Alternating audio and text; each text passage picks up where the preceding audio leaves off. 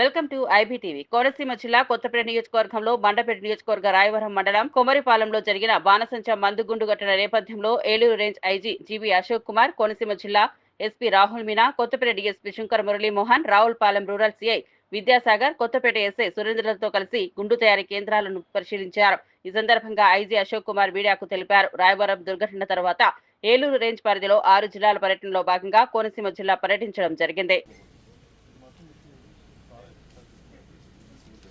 Storage stock register maintain చేస్తున్నారా? అంటే ఎంత స్టాక్ తెచ్చారు, ఏ రోజు ఎంత స్టాక్ తెచ్చారు?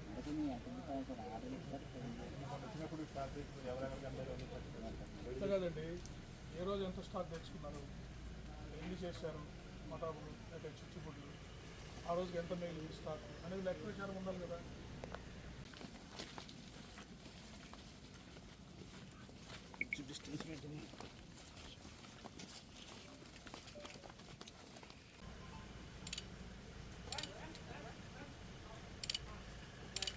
వరకు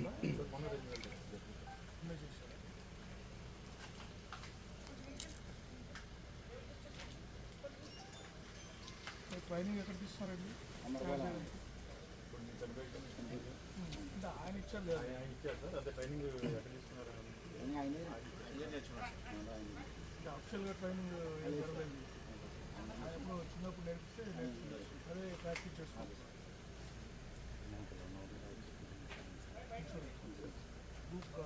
ఎంతమంది? 4 మెంబర్స్. ఎక్కువ ఇంకోటి చుట్టుకుంది. ఇప్పుడు ఒక మనిషిని దూరంగా ఆయన సేఫ్టీతో ఉండి ఫైర్ వస్తే వెంటనే అతను మెషిన్ చేసి వెళ్ళిపోతాడు. విద్యుత్ సిస్టమ్ పెట్టుకున్నారా? అట్లా మీరు ప్రతి దాంట్లో అందరికి ట్రైనింగ్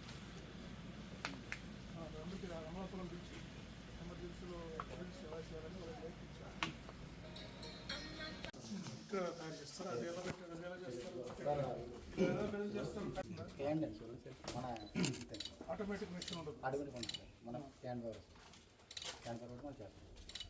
మీకు ఏమి డ్రెస్ కవర్ వేసుకోరా? గ్లౌజ్ కానీ పైన కవర్ మాస్క్ వేసుకోరు కదా మీరు? ఊరికే మేము వచ్చినప్పుడు అట్లా వేసుకుంటారు, మీరు వేసుకోరు కదా? యాక్చువల్గా చేసేటప్పుడు తయారు చేయాలి.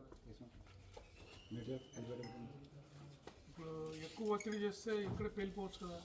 ఎందుకు మన ఎక్కువ వచ్చి పగిలిపోద్ది. ఇది ప్లాస్టిక్ కదండి, ఇది మన ఎక్కువగా రసం ఇచ్చామనుకోండి పగిలిపోతుంది. మనం ఎంత ఇస్తే అంత ఇస్తుంది.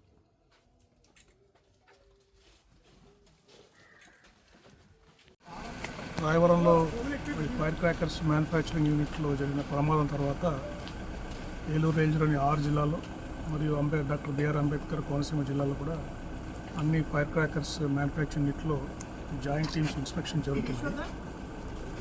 జిల్లా కలెక్టర్ గారు టీమ్స్ అన్ని కాన్స్టిట్యూట్ చేశారు. Fire department, police department, revenue department, labour department, electricity department, ఇంకా అవసరమైతే మిగతా డిపార్ట్మెంట్స్ కూడా తీసుకుని అన్నీ ఇన్స్పెక్ట్ చేస్తున్నారు.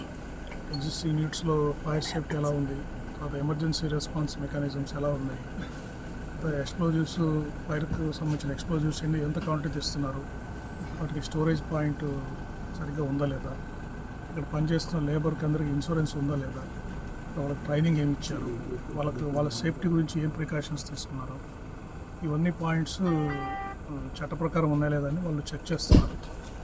దాని తర్వాత వీటి గురించి మళ్ళీ సరైన నిర్ణయం తీసుకోవడం జరుగుతుంది. ప్రాథమికంగా యాక్సిడెంట్ జరిగితే వెంటనే రెస్పాండ్ అవుతారు, ప్రాణ ప్రమాదం లేకుండా వెంటనే తగు చర్యలు తీసుకుంటారు. అలా ఫైర్ యాక్సిడెంట్స్ కాకుండా ఎటువంటి చర్యలు తీసుకోవాలి అనే దాని మీద ప్రాథమికంగా కాన్సన్ట్రేట్ చేసి నేను దృష్టి సారిస్తున్నాను.